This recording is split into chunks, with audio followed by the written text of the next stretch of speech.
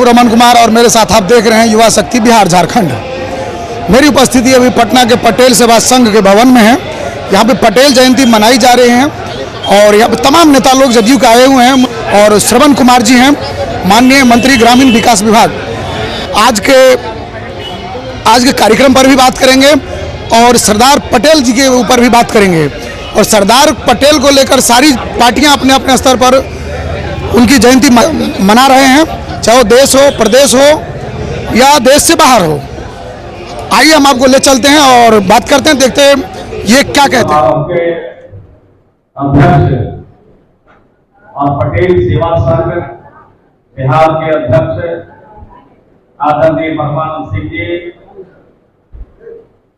मंच के संचालक कर्ता पटेल सेवा संघ के महासचिव श्री शैलेंद्र कुमार सिन्हा जी, हम सबों के नेता और जनता दल के राष्ट्रीय उपाध्यक्ष, बिहार सरकार के पूर्व मंत्री परम आदरणीय मुरलीलाल मंडल जी,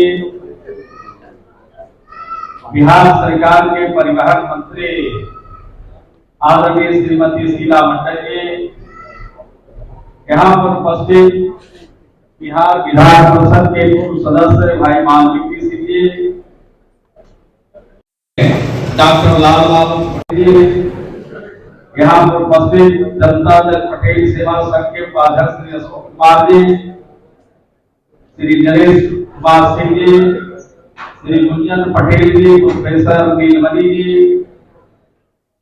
श्रीमती अनीता जी, श्री सुधीर पटेल जी, जनता दल के वरिष्ठ नेता आदरणीय विंदेश्वरी बाबू, राजेंद्र सिंह राउत जी, अन्य सभी उपस्थित सभी सम्मानित नेतागण और पटेल सेवा संघ के सभी पदाधिकारीगण, सदस्यगण और आज पटेल जयंती के अवसर पर उपस्थित सभी भाइयों और बहनों, प्रेस के सभी प्रतिनिधिगण, प्रशासन के सभी पदाधिकारीगण, आप 3:30 बजे से यहाँ बैठे हैं।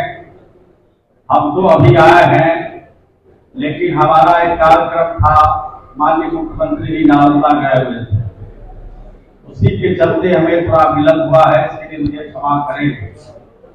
हमने अध्यक्ष जी को कहा था कि हम लोग की कोई गारंटी नहीं है कि आपके प्रोग्राम में आएंगे कि नहीं आएंगे, और वही आज हुआ। आने की तो गारंटी हो गई, लेकिन समय पर नहीं आए, इसके लिए मुझे इस बात का दुख है। आज सरदार पटेल की 148वीं जयंती समारोह हम मना रहे हैं और सिर्फ हम लोग पटना के सरदार पटेल सेवा संघ में नहीं मना रहे हैं। सरदार पटेल के मानने वाले जो भी लोग हैं, देश के अंदर हैं, देश से बाहर हैं, सब लोग आज सरदार पटेल जी को नमन करते हैं। सरदार पटेल जी के नाम पर जितनी संस्थाएं हैं, सरकारी और गैर सरकारी जो संस्थाएं हैं, उतनी संस्थाएं आज देश के अंदर किसी महापुरुष के नाम पर नहीं है। इसलिए सरदार पटेल परिचय के मोहताज नहीं है, पूरी दुनिया उनकी कदर करता है, पूरा देश उनको नमन करता है, पूरा देश उनको सलाम करता है। तो सरदार पटेल के रास्ते को हमें अपनाना है, उसी रास्ते पर चलना है। बेगम सरदार पटेल के रास्ते पर चल करके न अपने देश का भला कर सकते हैं, न अपने राज्य का भला कर सकते हैं, न अपने गांव के किसानों का भला कर सकते हैं और न लोगों का भला कर सकते हैं। सरदार पटेल ने किसानों की बड़ी चिंता करते थे। हमारे यहाँ वक्ता लोगों ने यहाँ पर बात रखी होगी, सरदार पटेल किसानों के बड़े हितैषी थे। हितैषी तब सबके थे, लेकिन किसानों के बारे में ज्यादा वो सोचते थे। इसलिए कि जब अंग्रेजों का शासन था तो किसानों पर सबसे ज्यादा अत्याचार होता था।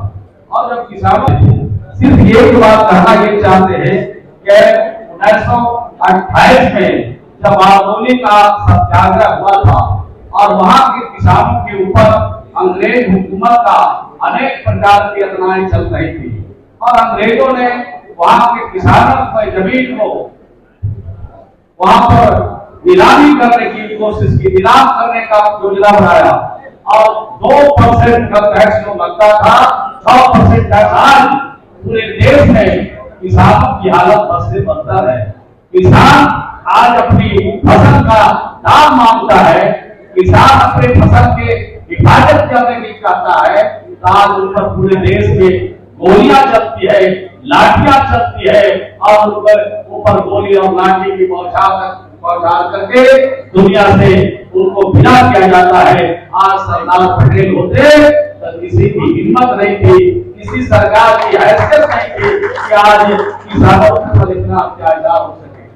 हमारी सरकार बिहार में है, बिहार के मुखिया हमारे नीतीश कुमार जी है, जिनके बारे में अभी शीला मंडल जी ने कितनी योजनाओं के बारे में इन्होंने बताया। लेकिन वक्त का अभाव है, मैं एक चीज की सिर्फ चर्चा करूंगा कि हमारे किसानों के लिए क्या क्या काम बिहार में हो रहा है।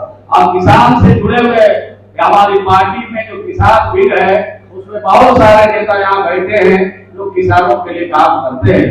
किसानों के लिए इतना सरकार चिंतित है। देश का पहला राज्य बिहार है, जहाँ बिहार के मुख्यमंत्री ने चिंता किया और बिहार में कृषि रोड मैप लागू किया।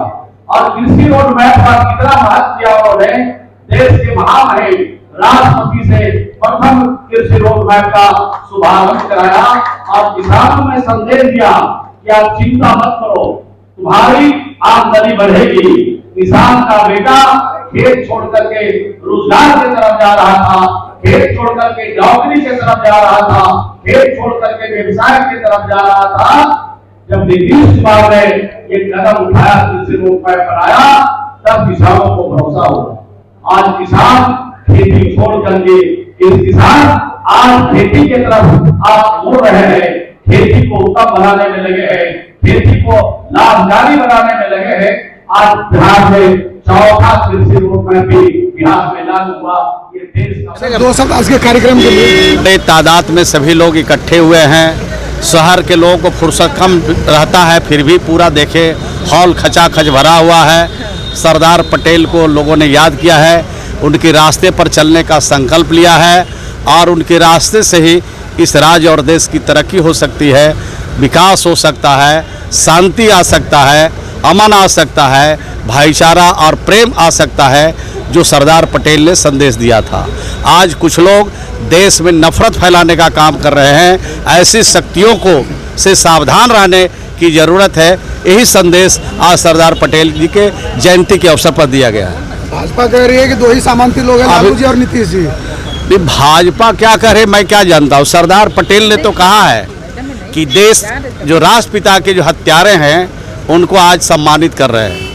ये आरएसएस पर बैंड किया था सरदार पटेल ने, और यह कहकर किया था कि जो गांधी के हत्यारे हैं वो आरएसएस जैसे संगठन के लोगों ने किया है।